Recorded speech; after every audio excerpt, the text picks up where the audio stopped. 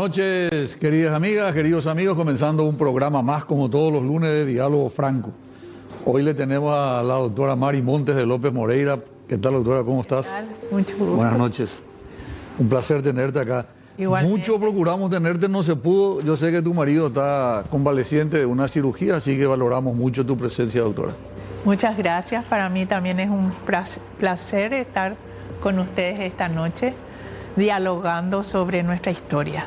Resulta que es una fecha que a lo mejor pasa desapercibido para mucha gente, pero por supuesto acá en el canal tenemos la costumbre de sumergirnos en la profundidad de la historia y rescatar de ella los valores más importantes. Uno de ellos, nada más ni nada menos que el hecho de que Paraguay es la primera república del sur.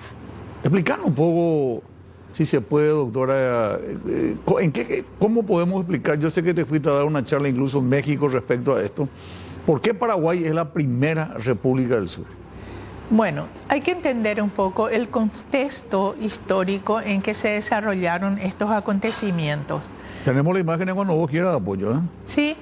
En primer lugar, durante el siglo XVIII es el siglo de transformaciones, tanto en las ideas políticas y las ideas económicas, tales así que los reyes de la familia Borbón, ¿verdad?, quieren obtener más beneficios de sus colonias y cambian, digamos, transforman el mapa de América, tal es así que tenemos que en el Río de la Plata se divide en 1776, después de la creación del virreinato, se divide en 1782 el régimen de las intendencias.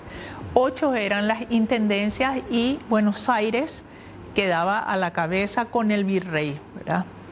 Y Paraguay formaba parte de estas 8 intendencias, y así como las demás provincias, ¿sí? Existían también otras provincias que no eran intendencias precisamente, como la de Chiquitos, en la Chiquitania, Misiones y el Uruguay. Misiones fue involucrado con el Paraguay, incluso se llamaba Paraguay y las 30 reducciones por eso. Claro.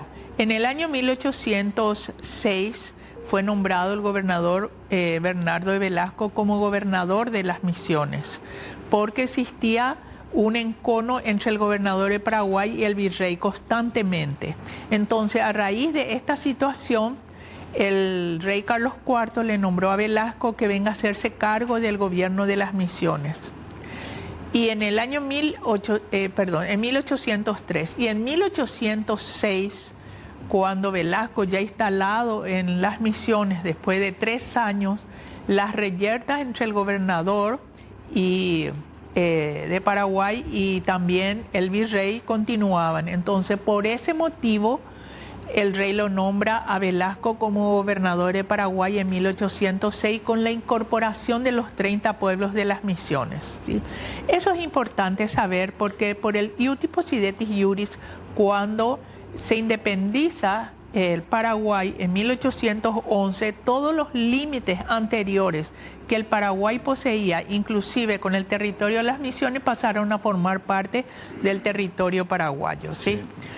Muy bien, se produce la independencia en mayo de 1811 y vemos que las causas de la independencia fueron justamente la invasión de Napoleón a España, de todas las independencias.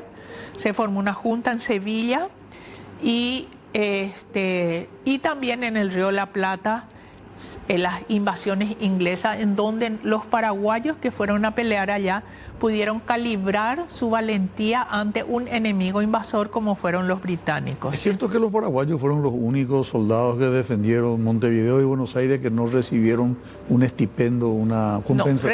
No, recibieron, pero no en el grado que recibieron, por ejemplo, los porteños, ¿sí? Okay. Sí.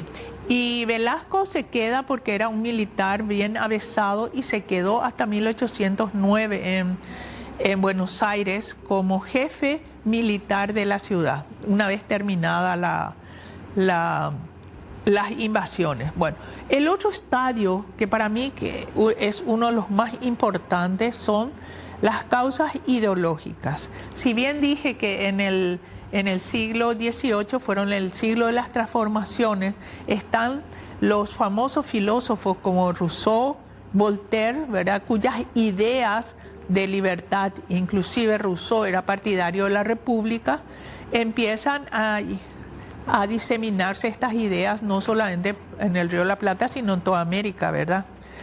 La Junta de Sevilla cae en 1810, entonces todas las provincias, colonias que estaban en poder de España empiezan a independizarse.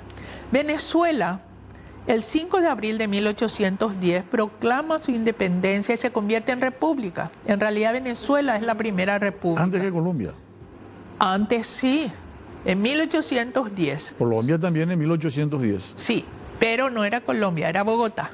Ah, era Bogotá. Eso hay que entender un poco, ¿verdad? No es todavía el país. Cambio Venezuela sí, Venezuela. Pero duró muy poco, duró hasta... O sea, cuando Colombia se independiza, entonces era Bogotá, no era... Bogotá, claro. Aparece pero Colombia después. Sí, pero todas caen otra vez bajo el poder español, ¿verdad?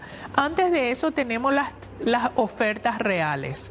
En primer lugar, la de José Bonaparte, el hermano de Napoleón, Carlota Joaquina, hermana del rey Carlos IV, y también Fernando VII, que estaba preso en Francia. Nadie le quiere a ninguno de los tres. Entonces, por eso que se empieza a independizar. Buenos Aires, capital del virreinato e intendencia, se independiza, como sabemos, el 25 de mayo de 1810. Y pretende someter a todas las demás provincias a formar una gran nación. Ese es el otro estadio que tenemos que entender. Buenos Aires envía emisarios, acá vinieron 4 o 5 emisarios, no la aceptaron, entonces envió la misión militar de Belgrano, ¿verdad? Y fue repelida en enero y marzo de 1811. Se produce luego nuestra independencia. Y lo más importante de nuestra independencia, se forma primero un gobierno interino, digamos, llamado triunvirato, mal llamado triunvirato, ¿verdad? Compuesto por el doctor Francia, Juan Valeriano Ceballos, el gobernador. Pero como Francia se enteró de que Velasco estaba en tratativas con José de Abreu, que era el emisario de Carlota Joaquina acá en Paraguay, que había venido el 9 de mayo, entonces lo destituyen. Duró poco tiempo, lo menos un mes. Sí, un mes. Y se llama el primer Congreso Nacional el 17 de junio. Para mí, realmente la independencia ocurrió el 17 de junio, en realidad, cuando deciden ser libres e independientes de España, ¿verdad? Y eso se refleja en la famosa nota del 20 de julio. Del 20 de julio, en donde dice que no va a cambiar una cadena por otra ni mudar de amo. Bueno, esa es la parte que yo quiero resaltar. Se debatió mucho si la nota está firmada por los 5 integrantes de la Junta. Se debatió mucho a ver si fue Fernando de la Mora, que era el secretario, un hombre muy inteligente y también hijo de la Ilustración, al igual que Francia. Pero yo... Otros hablan de Somellera. Sí, pero yo más bien creo que fue Francia. Francia era un admirador tanto de Rousseau como del Conde de Volney, que casi nadie lo nombra, y para mí es tan importante el Conde de Volney en su obra Las ruinas de Palmira. En Las ruinas de Palmira, Volney habla acerca de el oscurantismo, que vivíamos en una época oscura, que venía a ser el colonialismo, y que al llegar la aurora, que va creciendo, digamos, la diáfana luz, dice Volney, día a día, entonces se produce la libertad de los pueblos, y se rompen las cadenas. Y el simbolismo es muy parecido de las cadenas es muy parecido a lo que escribe Francia en la nota, ¿verdad? Por eso yo sospecho que es Francia, como nos firmaron los 5, ¿verdad? Ahora, ahí con respecto a ese tema, efectivamente Volney es muy poco conocido, y el ginebrino, o Rousseau como también se lo conoce, tuvo mayor influencia. Aparentemente Francia le pudo haber leído más, según la mayoría de los historiadores, sobre todo estos suizos que vinieron, Renchen y Longchamp. Ellos hablan de de la influencia que pudo haber tenido. Sí, yo más bien... pero puede ser porque sea su coterráneo, ¿verdad? No, pero se encontró en la Biblioteca de Francia, tenían estos libros, ¿verdad? El contrato social, las ruinas de Palmira y todas las obras de los grandes pensadores. ¿Sí? ¿Y por qué le dan más importancia en todo caso a Rousseau que a Bourdieu? Y porque no Rousseau por el contrato social y porque Rousseau tenía la idea de una república, ¿verdad? Si bien Montesquieu quería una monarquía, digamos, constitucional, Voltaire era partidario de una monarquía parlamentaria, pero Rousseau era, digamos, partidario de una república. Pero él quería hacer un ensayo en la isla de Córcega que era sin ricos ni pobres. Y ese es el lema que usa después Francia, ¿verdad? Durante su dictadura, cuando habla de una sociedad paraguaya sin ricos ni pobres. Todos tienen que tener acceso a todo. Ahí se nota la sí, se nota, por ejemplo, la influencia de Rousseau con el contrato social, ¿verdad? Esa nota del 20 de julio, para la gente que nos está viendo, doctora, tiene una importancia fundamental, porque es más o menos un mes después de que Paraguay haya decidido crear el Chumbirato, mal llamado, pero al final sí. El Chumbirato, y se crea la independencia. Pero en honor a la verdad, todavía seguimos nominándonos, incluso provincia, y todavía le rendimos pleitesía a Fernando VII, pero se le rinde pleitesía durante ese mes en donde estuvo el Triunvirato gobernando, ¿verdad?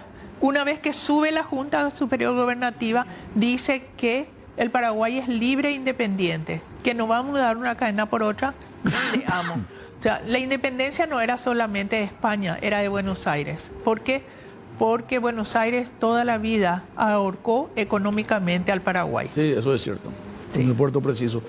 En esa época, ubicándonos en el periodo inmediato a la independencia o incluso en el periodo propio de la independencia, ¿habían partidos políticos, habían porteñistas, realistas? No eran precisamente partidos políticos, eran ideologías políticas.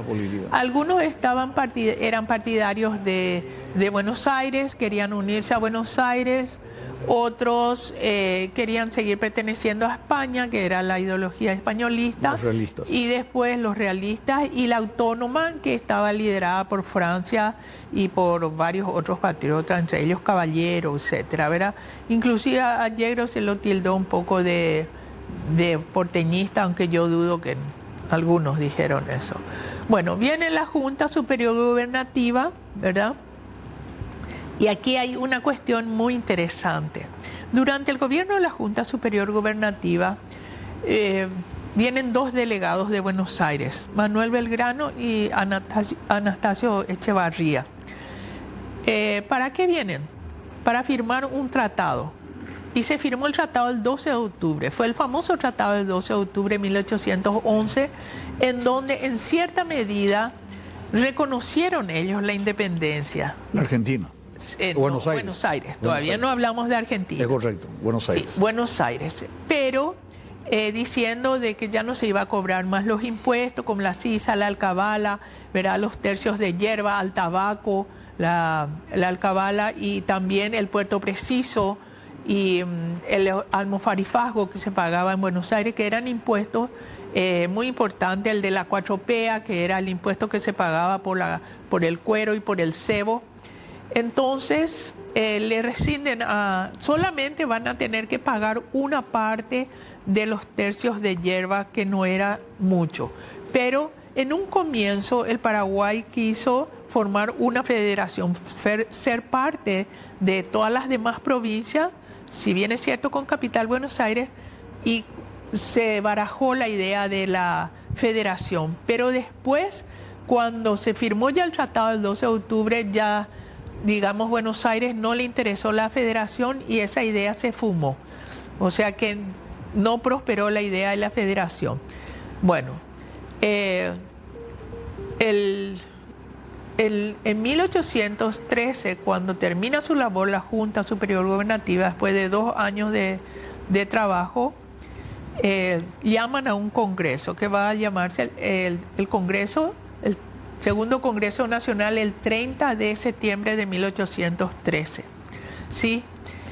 En ese tiempo, en los primeros días de 1813, viene un delegado de Buenos Aires otra vez, Nicolás de Herrera, pretendiendo que Buenos Aires otra vez, mandando una nota a la Junta diciendo de que el Paraguay no era independiente y que pertenecía a Buenos Aires. Entonces los miembros de la Junta le dicen que no es cierto. Paraguay es libre e independiente. Ahora, yo creo que el error de la Junta y digamos, por el tiempo y el espacio en que vivieron, ellos enviaron la nota a la Junta de Buenos Aires, la nota del 20 de julio, pero no hay una declaración oficial de nuestra independencia. No hay. Entonces, cuando viene Nicolás de Herrera, viene otra vez con ese propósito y dice, o sea, Buenos Aires, digamos, lo que escribió en el Tratado del 12 de octubre queda invalidado. Borró con el codo lo que escribió. Exacto. Entonces quedó invalidado el Tratado del 12 de octubre diciendo de que no reconocían ellos la independencia. Eso fue el 30 de septiembre del 13. No, a comienzos del 13. 30 de septiembre. No. A comienzos de 1813, todavía no. ¿En qué mes más o menos fue? Y vino en abril. Y le dijeron los miembros de la Junta, vamos a esperar, Francia no estaba, había salido, etcétera. Bueno, y cuando viene otra vez Nicolás de Herrera insistiendo con esa cuestión, entonces Francia vuelve a la Junta. Y ahí deciden, ¿verdad?, llamar a un congreso que va a ser el 30 de septiembre y le dicen a Herrera, después de las deliberaciones de este congreso, nosotros le vamos a contestar. Bueno, se reúne el congreso por primera vez, única vez en toda la historia del Paraguay, con una afluencia de 1000 diputados. Eso fue en la iglesia de la Merced. En la iglesia Nuestra Señora de la Merced. Tenemos una imagen ahí, Cristian, si puede tener la imagen del dibujo de la iglesia de la Merced. ¿Dónde estaba la iglesia de la Merced entonces? Ahí, y ocupaba un predio grande que estaba entre lo que hoy es el Banco Nacional de Fomento, la Plaza de la Democracia y el Hotel Guaraní. Detrás del Hotel Guaraní actual estaban las rancherías de los negros y mulatos, porque los sacerdotes de la Merced, la Orden de la Merced, se ocupaban más de la evangelización de negros y mulatos y tenían una estancia en Tabapú también, que hoy es Roque González Santa Cruz. Miramos. Sí. Entonces, en todo ese predio, yo no me imagino, porque fíjese, doctor, los diputados que fueron electos por primera vez por sufragio universal, porque en años anteriores, para el Congreso del 24 de mayo de 1810 también, durante la época de Velasco, para el Congreso de 1811, el 17 de ahí fueron junio, 300 los... Sí, los ahí delegados. fueron 300. Eran vecinos de la zona, los más adinerados, los militares, los comerciantes. Esta vez no. Se eligieron de acuerdo a la proporción de los pueblos, de los distritos, y llegaron a sumar 1000 diputados, sobre una población que Paraguay tenía en esa época de aproximadamente 120.000 habitantes. 120.000 habitantes. Sí, Asunción contaba con 10.000 habitantes. Este es el templo, el antiguo templo de convento de la Merced. Y era bastante extenso. Yo pienso que ahí se tuvieron que haber albergado, porque si vinieron unos días antes del 30 de septiembre y luego vinieron un poquito después otra vez, porque el reglamento de gobierno es del 12 de octubre de 1813. Hay una imagen más grande, Cristian, si tenés, por favor. Ahí está. Esa es la antigua imagen del convento de la Merced, ¿sí? Y en la parte de atrás estaban las rancherías, sí. Ahí se juntaron 1000 personas. ¿Nos Ahí querés contar después, al terminar un pequeño mensaje, y a la vuelta nos contás, doctora, qué ocurrió en esa nota del 12 de octubre y por qué Paraguay es hoy la primera república del sur? De vuelta con la doctora Mari Montes de López Moreira, conversando con lo que ocurría. Se hace la reunión, la asamblea en la iglesia de la Merced, 1000 delegados, 1000 representantes de distintas ciudades del interior, y se resuelve ¿qué, doctora, ese día? Sí, en primer lugar lo que quería decir es que por primera vez se eligió por sufragio universal, cosa que no se había dado todavía en el Río de la Plata este sistema, ¿verdad? Entonces se eligieron en cada pueblo y en cada distrito de acuerdo a la cantidad de habitantes y llegaron a venir 1000 diputados a Asunción. Yo me imagino, no están en los libros, ni en las crónicas, ni en documentos, pero yo me imagino, ellos venían, inclusive muchos venían con sus esposas, sus mujeres, sus hijos, para albergar a toda esa gente, ¿verdad? Tenía que ser un predio bastante grande el del convento de la Merced. ¿Y qué otro lugar pudo haber existido en esa? Y no había otro, pienso que no había otro. Está la casa de los gobernadores, pero no era tan grande ese predio como el de la Merced. Era bastante grande, ¿verdad? Yo traje una imagen también. Tenemos la casa de los gobernadores también que podemos mostrar. ¿Y después, doctora? Bueno, entonces, entre las deliberaciones, asiste Herrera, que estaba acá. Esta es la casa de los gobernadores, que quedaba frente a la plaza que está frente al Cabildo. Frente al Cabildo. Frente al Cabildo, sí. Y donde estaba el famoso tanque ese de los bolivianos. Exacto. Y que fue demolida en 1913 para convertirla en plaza, justamente. Era una belleza de edificio. Yo lamento mucho porque hoy, si hubiera sido restaurado, este edificio se hubiera convertido en museo, ¿verdad? Seguro, seguro, seguro. Bueno, le debo esta imagen al capitán Jaime Grau, que me la obsequió hace un tiempo atrás. Bueno, seguimos. Las deliberaciones continúan desde el 30 de septiembre en adelante y la Magna Asamblea designa a Caballero y al doctor Francia para elaborar un reglamento por el cual se iba a, digamos, a tener fuerza de ley y el Paraguay iba a tener ese documento como si fuese el primer documento o la primera ley de carácter nacional, ¿sí? Y este reglamento se llamó el Reglamento de Gobierno. El reglamento de gobierno estipula que el Paraguay deja de ser provincia. El reglamento fue entregado el 12 de octubre de 1813. Y el primer punto dice, el Paraguay deja de ser provincia y se convierte en república. Por eso es que decimos que el Paraguay es la primera república del sur. ¿Por qué? De Sudamérica.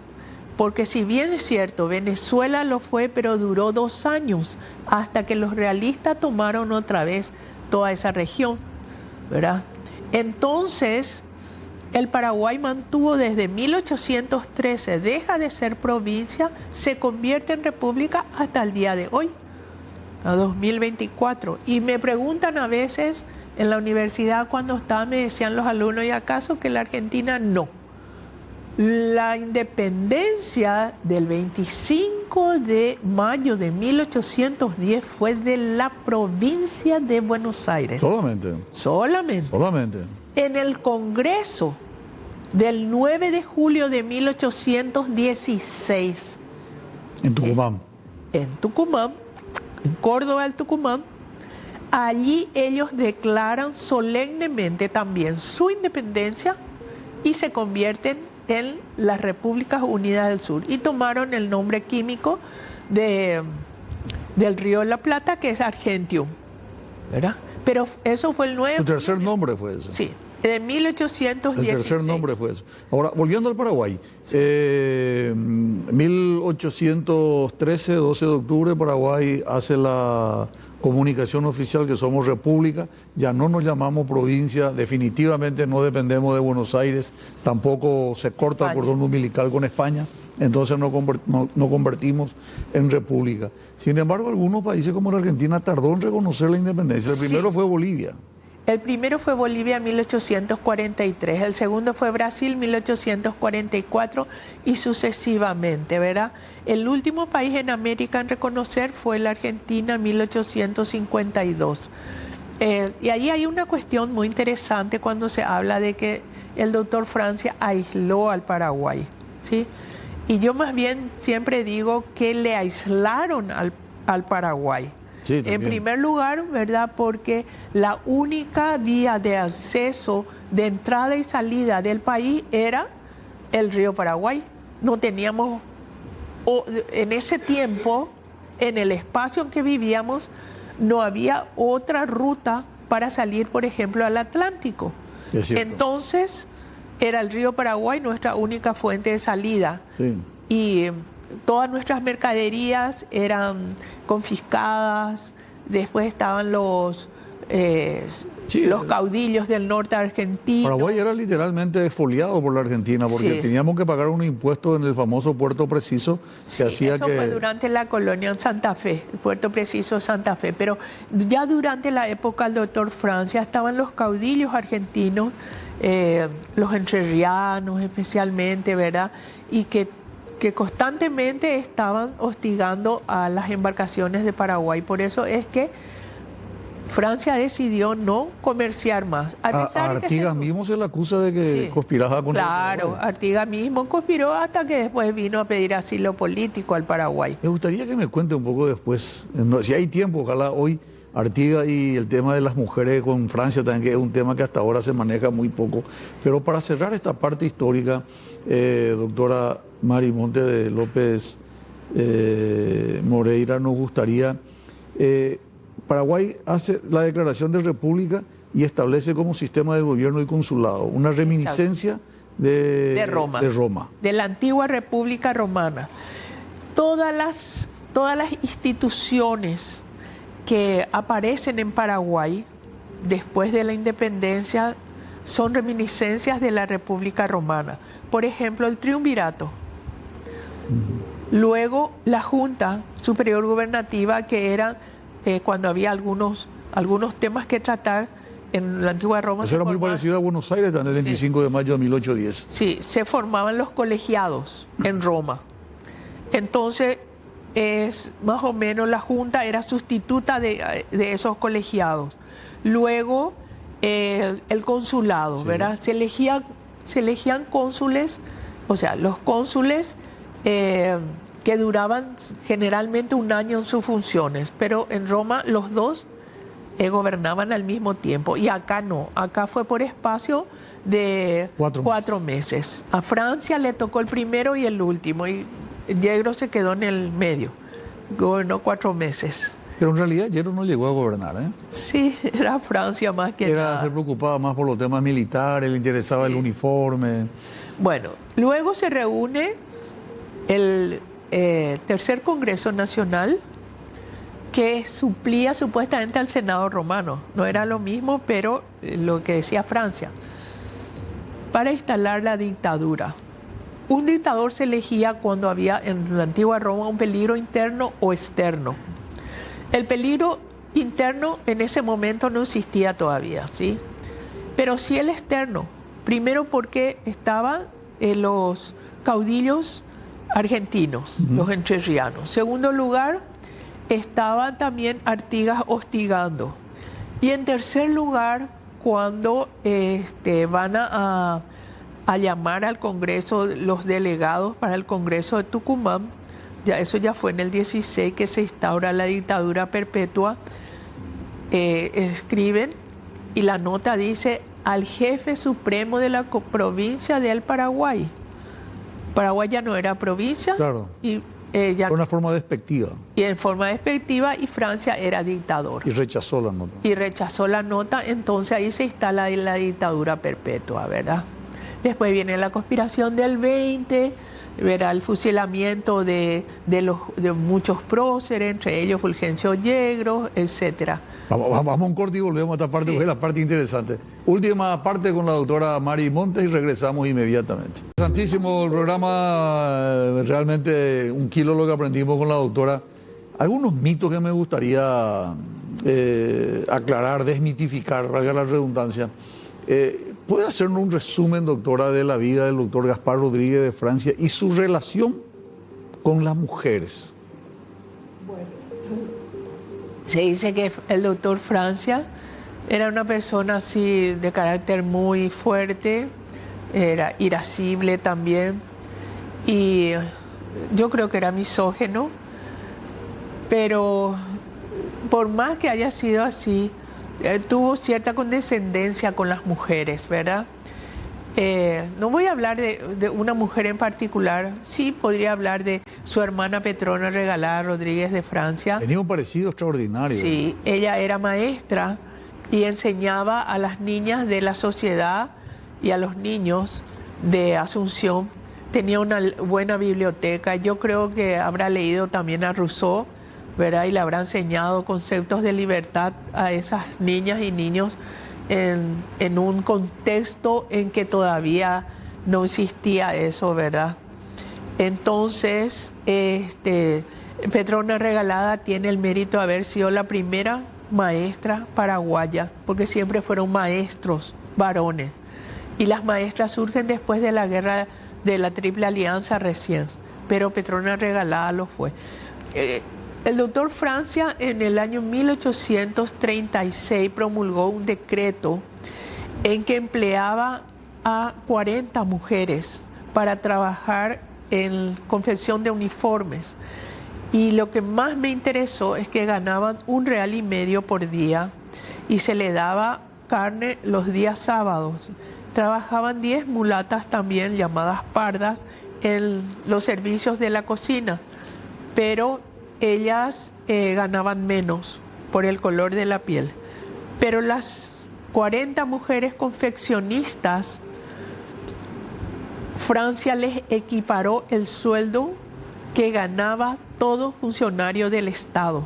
O sea que estas mujeres ganaban igual que los hombres. O sea, fue un feminista entonces, misógino pero feminista. No sé si feminista, pero le dio Hoy día no se da eso, doctora. Sí, hay muchas mujeres que ganan menos que un eso varón. es lo que quiero decir, ¿verdad? Que hay trabajos que desempeñan mujeres. Claro. El mismo trabajo desempeña el hombre, pero los hombres ganan más a veces que las mujeres. Entonces, este decreto para mí es sensacional en el año 1836. Poco todavía. conocido. Sí. Otro mito y ya nos vamos. Sí. Cuando se suicida Pedro Juan Caballero, lo que escribe, dice que el suicidio va contra la ley del hombre y el Dios, pero no debe permitir que mi sangre sea aplacada por la sed de venganza del tirano. ¿Eso él lo escribe con su sangre o con carbón? No sé con qué habrá escrito, pero no creo que con su sangre. Algunos románticos hablaron que se cortó el dedo y que escribió con la sangre. Mentira, no creo. Habrá escrito con una carbonilla o con un pedazo de piedra afilada, pero jamás con la sangre. A estos suizos que vinieron... Lenger y Loncha. ¿Vos le das credibilidad a ellos como historiadora? Sí. Es una fuente primaria, ¿verdad? Sí, es una fuente primaria muy Ellos interesante. dicen que fue con carbón. Y puede ser con carbón, una carbonilla, podría ¿Por qué haber. en la escuela, en el colegio, nos dicen que con su Y porque sangre? es una concepción muy romántica. Yo no creo que se cortó el dedo y con el dedo que escribió. Pero ya más largo. Sí, pero se hubiera desangrado. Usted que es doctor, usted Claro. es médico, sabe que eso es imposible. ¿Qué podemos hacer para que algún día Gaspar Rodríguez de Francia tenga una ciudad como corresponde? Que Sí, ¿verdad? En Paraguay no existe ni una sola ciudad con su nombre. Somos muy injustos, muy Sí. ingratos, muy desagradecidos. Existen avenidas, existen calles, colegios, pero no hay clubes, pero no hay una Hasta la ciudad. ruta internacional que antes iba desde Caguazú hasta Ciudad del Este, ahora le cambiaron y se fue a otra ruta Sí. de menos renombre, de menos prestigio. Y yo considero al doctor Francia como el fundador prácticamente de la República del Paraguay, ¿verdad? Y gracias a él hoy no somos argentinos, sino somos paraguayos. Y defendió las fronteras y los límites nacionales. Y una cuestión muy interesante que siempre suelo acotar, que en el Congreso de 1813 también se decretó la libertad de los ríos Paraná y Paraguay como ríos internacionales, adelantándose 3 años al Congreso de Viena, que decretó el río Rin y Danubio como ríos internacionales. Era un visionario, evidentemente. Sí. Doctora, muchas gracias por estos minutos, muy amable, muy gentil. Muchas gracias también a toda la audiencia que me escuchó. República soberana, libre e independiente para siempre. La República del Paraguay, la primera república del sur. Esa es la satisfacción que tenemos los paraguayos. Sin necesidad de ningún extranjero. Ni Bolívar, ni San Martín, ni nadie. Solamente paraguayos, Terejape, Cayujape, los invitados ya pobre tenían ley Guazú, era reglamento de gobierno y ahí establecieron la República del Paraguay. Gracias, doctora, muy amable. Igualmente. Nosotros nos vamos a un pequeño corte y regresamos a la vuelta con Felino Amarilla. Estamos con Felino Amarilla Goitia. ¿Qué tal, Felino? ¿Cómo estás? Muy bien, muchas gracias por la invitación. Gracias a vos por venir y compartir con nosotros. Siempre tenés la palabra punzante, la palabra aguda y como le dije hoy en el avance a Carlos Troche, sin perifrases, sin rodeo, sino que directo, sin concesiones. Me suele gustar solo ver siempre todas tus entrevistas, así que me produce una gran alegría poder compartir contigo. Puse un título con la producción que es un título bastante inespecífico, ¿verdad? Pero ¿cómo estamos? Y yo creo que mal por múltiples razones y sobre todo porque hay yo te diría un movimiento social y cultural de desprecio a la democracia y a las instituciones. Y hay un fortalecimiento del primitivismo político de vuelta. Increíblemente, a pesar de la nueva teoría que hablan actualmente de que nosotros vivimos una infocracia, no una democracia. A mí me asusta cómo la sociedad nos está dando cuenta de que vamos caminando a un autoritarismo peligrosísimo. ¿Autoritarismo? Sí. Un autoritarismo que utiliza la barbarie cultural nuestra. Es una mezcla de un oviedismo republicano. Bachi, por ejemplo, hoy es el González Quintana de Oviedo. Es la reivindicación de la barbarie y la ignorancia. Y el fomento de la prepotencia como éxito de las bases populares. Y por otro lado tenemos a una pseudo-oligarquía encabezada por Santi Peña, que habla de la eficiencia, de la inteligencia y de la capacidad de un Paraguay en el mundo.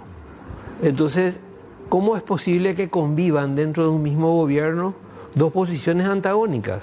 Y sobre todo dos posiciones contradictorias. Por un lado, tenemos que la parte del cobro de impuestos y de tributos tiene un éxito que lo reivindican todos los días.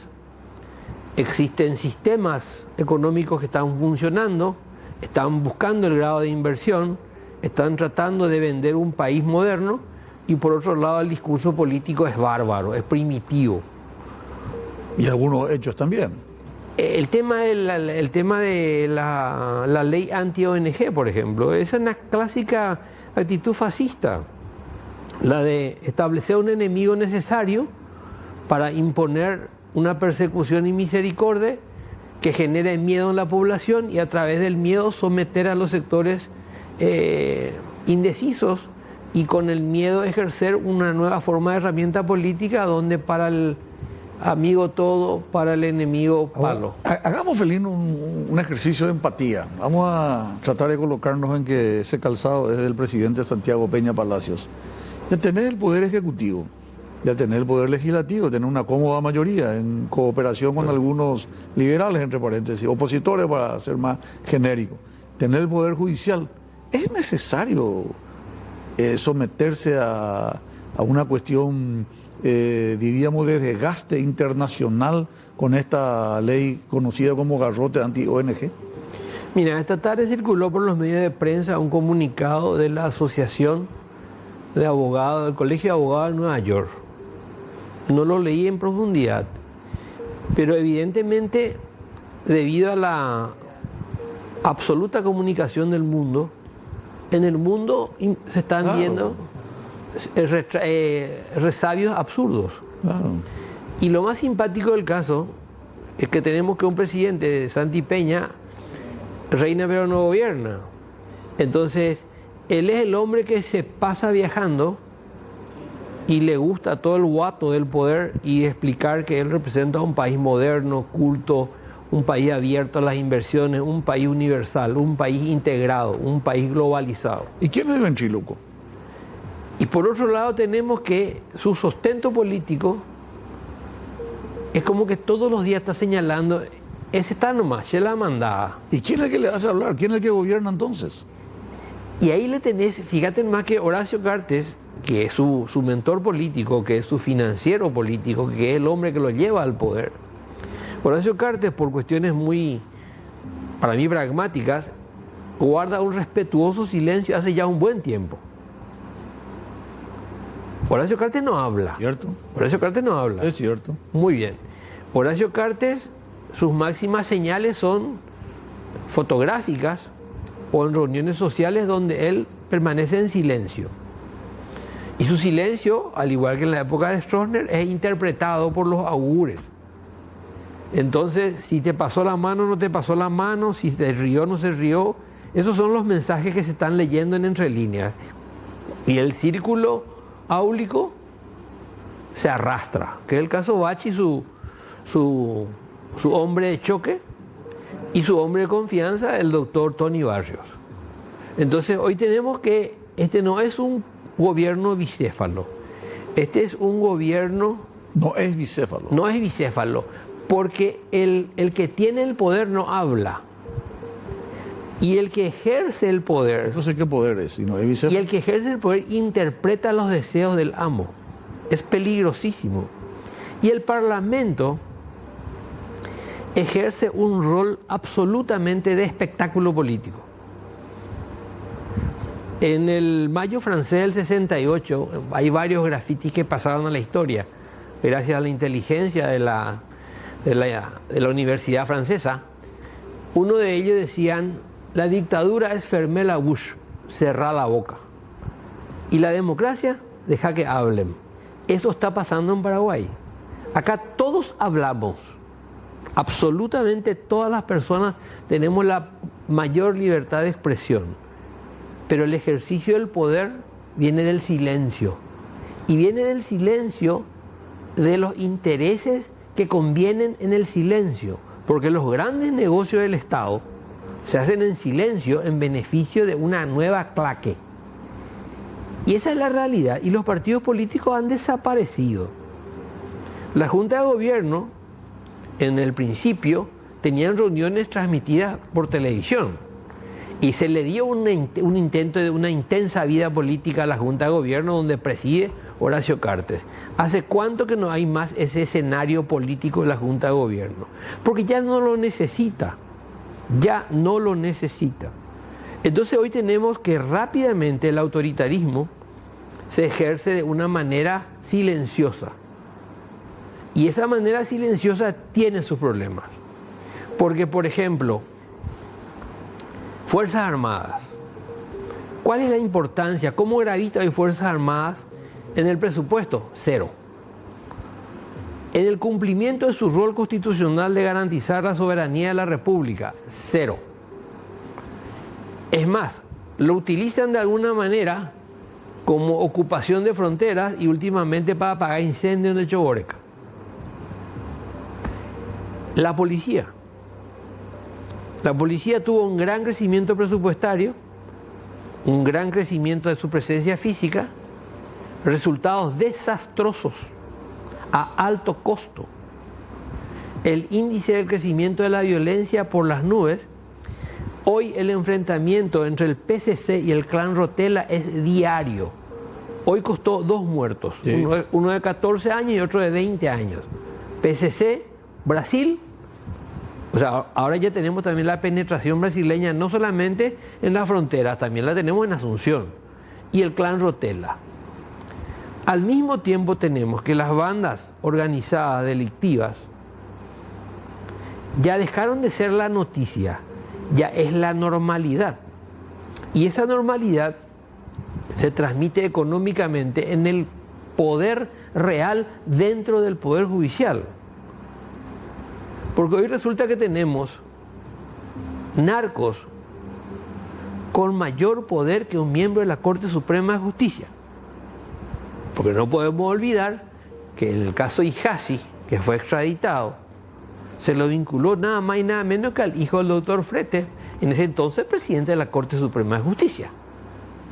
Y ninguna de esas denuncias fueron o desnaturalizadas, o procesadas, o juzgadas. O sea, es como que se acepta que la corrupción ya es un elemento vital.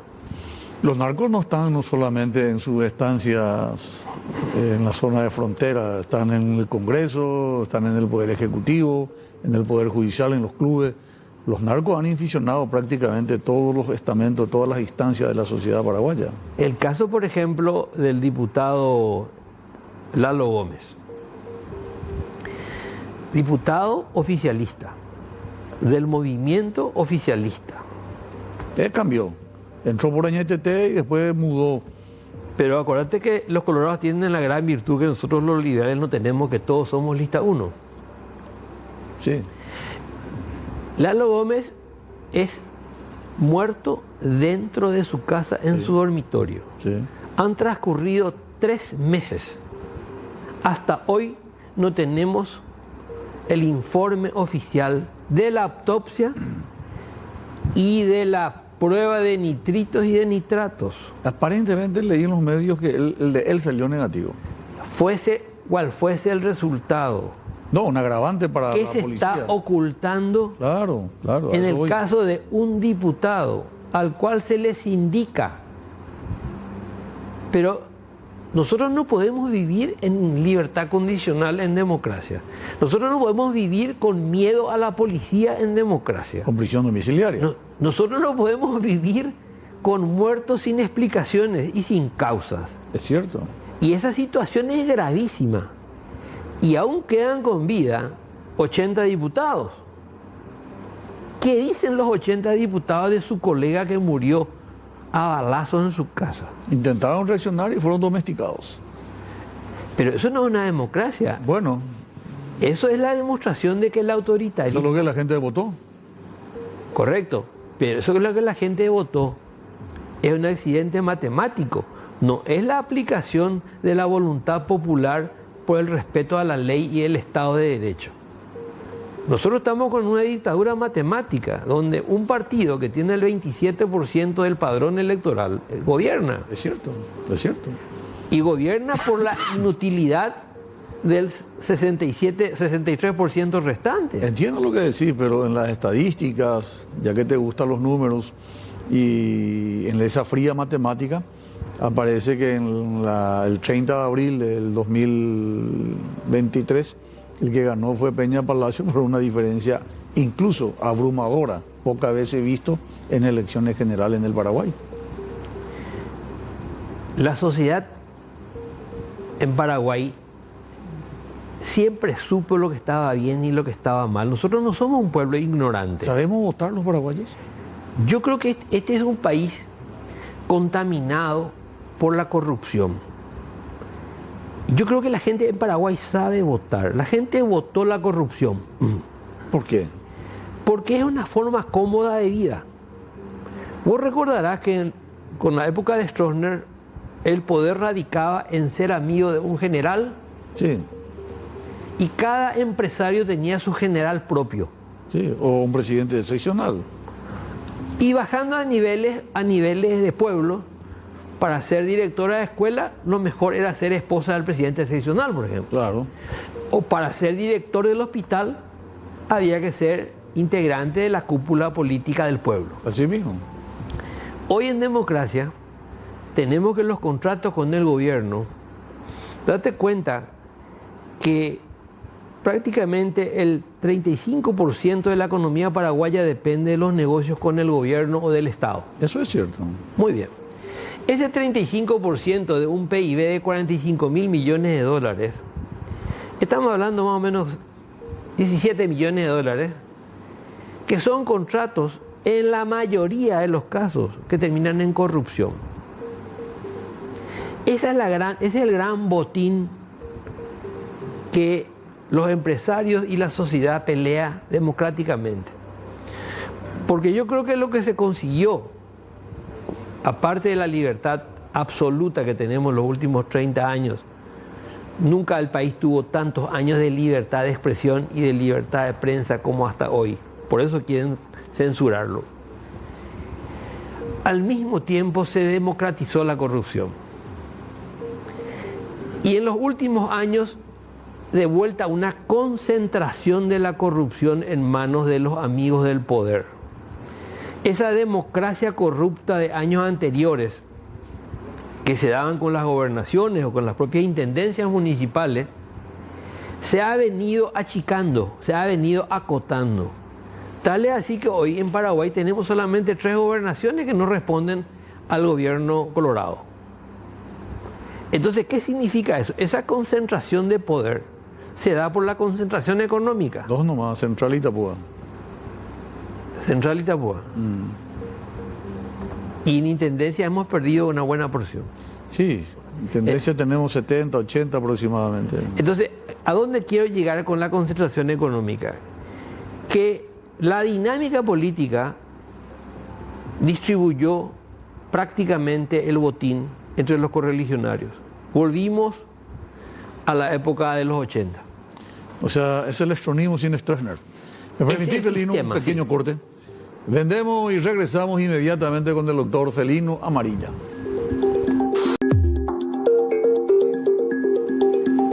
De vuelta con el doctor Felino Amarilla, aquí en Diálogo Franco. Estamos hablando de que hay una concentración hegemónica, que hay una vuelta al amedrentamiento, al temor, al miedo, la situación de que uno no está seguro ni siquiera en la casa. Ya no es más un tema de frontera, no es Pedro Juan, ya estamos en Asunción. Y me decía que vos crees que hay rémora del electronismo. ¿Este es el electronismo siendo Alfredo Stroessner actualmente? Mira, no es tal cual porque la sociedad cambió, el mundo cambió. Stroessner tenía poder propio, tenía el poder de las Fuerzas Armadas. Hoy no existe Fuerzas Armadas. Horacio Cartes tiene el poder del dinero y lo sabe usar. Yo creo que es un brillante administrador de su propio dinero, que lo utiliza pagando. Yo creo que él nunca pagó por el pito más de lo que valía, ¿eh? Yo creo que a cada uno le dio lo justo. Y eso es muy interesante. Y en segundo lugar, eso le permite tener a él controlado, sin violencia, sin presos políticos,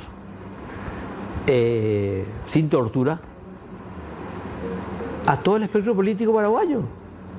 Tiene comprado al Partido Colorado, tiene comprado parlamentarios liberales, tiene alquilado parlamentarios de izquierda, tiene intendentes independientes, tiene intendentes propios, hasta se da el lujo de tener intendentes opositores. O sea, es genial como hay un libro, que a lo mejor vos lo leíste, que se llama Conversaciones en el infierno entre Maquiavelo y Montesquieu, que lo escribió un francés, Maurice Joly. Y en el debate entre Maquiavelo y Montesquieu en el infierno, Montesquieu le dice a Maquiavelo de que él no va a poder destruir la democracia porque la democracia es perfecta. Y Maquiavelo le contesta: no, y te lo voy a demostrar con tu propio sistema. Y el sistema de la democracia requiere de la libertad de prensa. Y yo con la prensa voy a destruir la democracia. ¿Y cómo? Voy a tener mi prensa opositora, claro, mi prensa independiente y mi prensa partidaria. Correcto. Al tener el control total de la prensa. ¿Qué pasa en Paraguay? No va a poder tener el control total de la prensa. Pero tiene. Lo intentó. Tiene una parte. Lo intentó. Tiene su prensa independiente. No, su prensa privada. Y su prensa privada que no tiene credibilidad. Porque obvió un pequeño detalle, que es la libre información de los ciudadanos hoy gracias a las redes sociales, claro, y a la interacción en el mundo. Claro.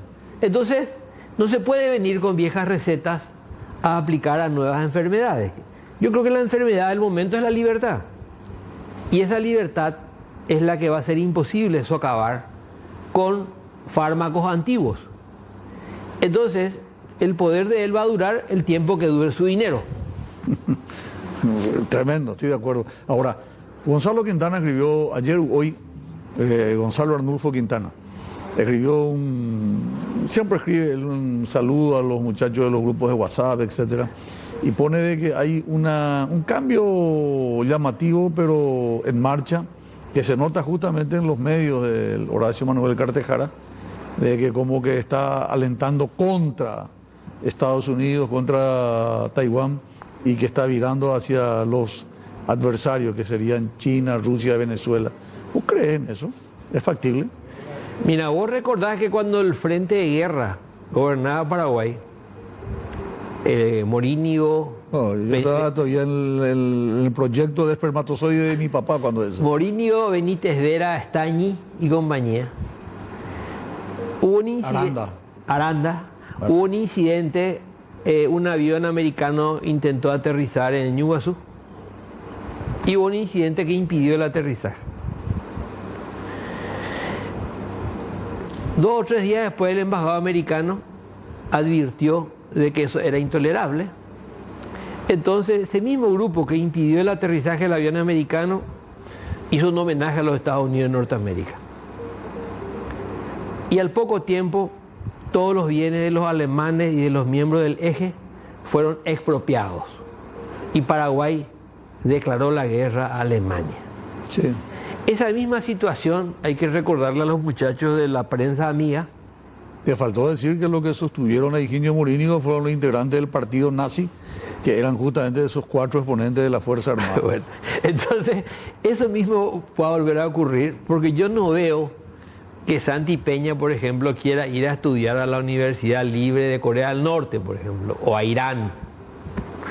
Tampoco creo que los hijos de los jerarcas colorados quieran ir a comer hamburguesa a Nicaragua o a Venezuela, ni van a formar parte del eje del mal. Eso es medio traído de los pelos. Pero fíjate nomás que como todo funciona en base a qué es lo que quiere Horacio, porque, y el silencio, ¿quién transmite las órdenes políticas en el Parlamento? Tony Barrio. Tony Barrio es el correveidile de Horacio. Los proyectos de ley que vienen del quincho se aprueban inmediatamente, a libro cerrado. ¿Y vos crees que Tony Barrio tiene más influencia hoy que Bachi Núñez? Yo creo que Tony Barrio es el policía bueno y Bachi Núñez el policía malo. Ambos cumplen el mismo rol. Qué buena definición. Entonces, uno es el bárbaro y el otro es el decente, el educado. Uno el explícito y otro el implícito, para ser más suave. Entonces, esa situación tiene sus complicaciones. Y en diputado se corta solo el presidente. El presidente, porque en la Cámara de Diputados, salvo honrosas excepciones, tenemos una amplia mayoría de anónimos. Anónimos. Tenemos situaciones de mal gusto que tienen una lógica social. Exaltarlo al diputado Jatar, por ejemplo. Esa es una demostración de la barbarie. Ponerlo a Hernán Rivas, analfabeto funcional, ponerlo como miembro, como presidente del jurado de enjuiciamiento de magistrados o como integrante de la comisión negociadora de Itaipú con Itamaraty. Pero eso es adrede. Claro que es adrede. Eso es para demostrar de que el poder lo tiene por completo. Yo hago lo que quiero. Hago lo que quiero. Recordarás que cuando Cuba llega al gobierno, Enrique González Quintana, gran filósofo carapegüeño, dijo que los oviedistas iban a entrar al Palacio de los López a ñandibutas a yacuaruta. El poder del pueblo había que ejercerlo con la simbología del desprecio a los oropeles del poder, porque el poder del pueblo es bárbaro. O sea, este es un discurso que satisface a las mayorías ululantes. Pero esta situación, en el caso de Oviedo teníamos un líder que hablaba, Lino Oviedo no se callaba. Horacio Cartes no habla, mudo. Algo está pasando. ¿Y qué crees? ¿Cuál es tu percepción? ¿Por qué se está callando? El tema del veto posible a la ley esta anti-ONG, yo creo que tiene que... Va a crear una división si llega a vetar. No, si llega a vetar, es el inicio del juicio político. Y se va a dar un fenómeno interesantísimo. Santi Peña liberal va a ser suplantado por Aliana encuentrista. El Partido Colorado... No vaya a apurarte, tranquilo. No, pero tranquilo. Vos sabés los números para el juicio político. 31. Con Paco Valedesma se tuvo 31 votos en la Cámara de Senadores. Bueno, pero las cosas pueden cambiar. No sé, yo ahí tengo otra percepción, ¿verdad? Yo creo que los liberales que están hoy a préstamo pueden volver en algún momento y con eso desaparece el número mágico de 30. En Senado le va a ser más difícil un juicio político. El Partido Liberal, no te olvides, doctor Felino Amarilla, es el partido que le puede salvar a Santiago Peña, no porque haya sido afiliado al Partido Liberal, sino porque el Partido Liberal considera que es una alternativa. Porque realmente, si llega a ocurrir lo que vos estás presumiendo, los parlamentarios de la oposición, no solamente del Partido Liberal, creo que sumamos 28, la oposición. Somos más los opositores que los colorados. Y ahí tenés a los abdistas. Cuando empezó a gestarse la persecución a Mario Abdo con su equipo de ministros, del cual a mí me toca defender al doctor Carlos Arregui. Buena gente. Ante esa situación, nosotros analizamos varias situaciones llamativas y uno de los planteamientos era que probablemente esté llegando la hora de que la Corte Suprema de Justicia tenga que ejercer un rol de salvar la República. En la Corte hay 9 miembros. Sí. Y resulta que la Corte Suprema empezó a tener un comportamiento ambivalente y en los últimos meses casi siempre 3 o 4 miembros de la Corte se pasan viajando a cuanto congreso haya alrededor del mundo. Da la impresión de que nadie quiere quedarse en Asunción. Y hablando con algunos de ellos... Pero tiene una holgada mayoría. Y hablando con algunos de ellos decían, nosotros dependemos de 30 votos. Y cuando un poder del Estado lo único que mira es si tiene o no tiene los votos de la sobrevivencia, ¿cuál es el valor de ese poder del Estado? Un miembro de la Corte juró defender la Constitución. Un presidente de la República jura defender la Constitución. Un parlamentario jura defender la Constitución. Correcto. Ahora resulta que estos hombres juraron defender su cargo. Entonces, ¿estamos en una república o estamos en una crisis republicana? Porque el camarada Paco Valedesma forma parte del elenco de traidores, 31 votos con el voto de Paco Valedesma. Las señales que da el Parlamento, jubilación VIP. Las señales que da el Parlamento no son señales al país, son señales hacia adentro de ellos. Entonces, en la época de Stroessner, solamente la caballería podía hacer un golpe de Estado y lo hizo. Sí. En democracia, los golpes de Estado no están previstos. Son los organismos institucionales los que tienen que defender la República. Pero ¿cuál es la señal que nos están dando los señores representantes o los señores miembros de la Corte? Volviendo a un hecho puntual, porque creo que a la audiencia le va a interesar, muy pocas veces se hace este análisis. En ese mismo ejercicio de empatía, y el presidente Peña dijo que está mal esa ley, y lo dijo en un ámbito de una reunión con la sociedad civil reunida en un hotel céntrico de Asunción, cuyo propietario sabes quién es. En el mismo hotel de la propiedad del expresidente. Bueno, ¿vos crees que se va a animar Horacio, otra voz, Santiago Peña Palacio, a vetar sabiendo el riesgo que corre? ¿Crees? Es que el proyecto que se aprobó es el proyecto que él modificó. Con las modificaciones. De él. O sea, este es un justificativo. Entonces no va a vetar. No va a vetar porque se hizo lo que él hizo, Bueno, lo que él dijo. Las boludeces que dijo. Las boludeces que dijo. Pero ahí viene un tema. Yo creo que esa expresión de Leite Gusinski lo hizo con toda la intención del mundo. Espera, contanos eso, pero tenemos que irnos al último corte. Corte, vendemos y regresamos ya en la parte final de la programación del día de la fecha.